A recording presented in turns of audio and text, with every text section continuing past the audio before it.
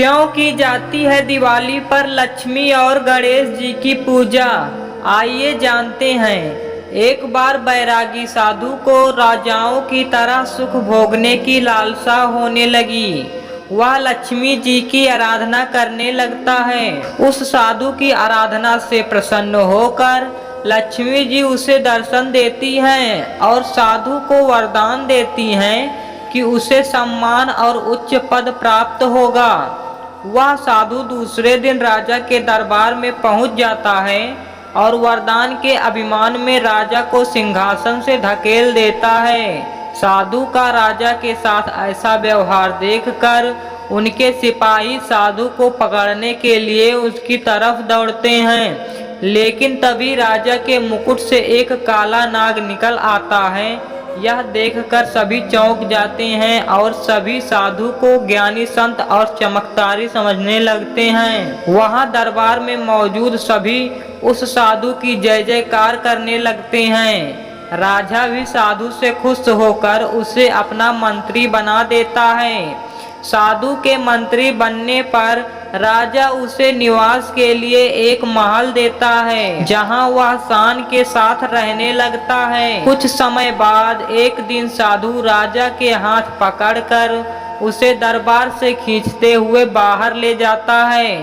यह देखकर उसके दरबारी भी पीछे पीछे भागने लगते हैं। सभी के दरबार से बाहर निकलते ही भूकंप आता है, जिसमें महल खंडहर बन जाता है। सबको लगता है कि साधु ने उनकी जान बचाई। इससे साधु का सम्मान और भी बढ़ जाता है।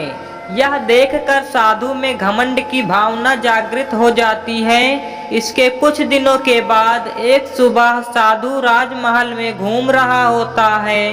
तभी उसकी नजर गणेश जी की मूर्ति पर पड़ती है। साधु को वह प्रतिमा अच्छी नहीं लगती तो वह उसे हटवा देता है।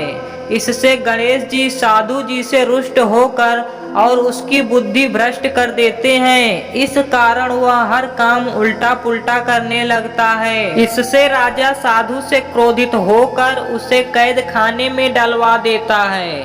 साधु कैद खाने में ही फिर से लक्ष्मी जी की पूजा आराधना करने लगता है। कुछ समय बाद लक्ष्मी जी की साधु को दर्शन देती हैं और कहती हैं कि तुमने गणेश जी को रुष्ट किया है, इसलिए तुम्हें गणेश जी की पूजा कर उन्हें प्रसन्न करना होगा। लक्ष्मी जी की बात सुनकर साधु गणेश जी की आराधना करने लगता है। इससे गणेश जी प्रसन्न हो जाते हैं और उनका क्रोध शांत हो जाता है।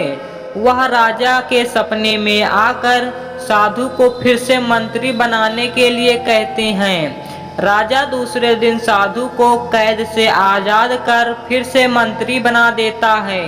इस घटना के बाद लक्ष्मी और गणेश जी की एक साथ पूजा की जाने लगी।